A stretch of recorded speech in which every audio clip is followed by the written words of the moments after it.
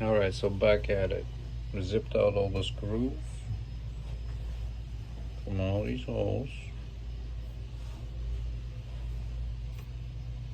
And this pulls right out. The wires are a little tight. Go like that. And it turns out the speaker models are different after all. These are the side speakers, left and right, with a rectangular magnet. And the center speaker is a round magnet. It's a different one. So the fidelity of the center was much higher than the outsides. But maybe it was just a sample, because the magnets are bigger on the outside speakers.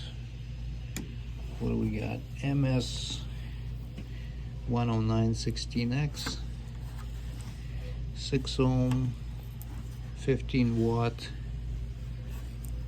1185, and then we got a 6 ohm, 15 watt MS 10807,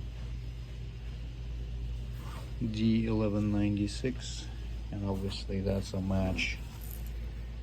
C1185, 6 ohm, 15 watt MS 10916X speaker. Be able to unplug them right there. That makes it easier. These are the bass reflex ports. Alright, more overview coming up.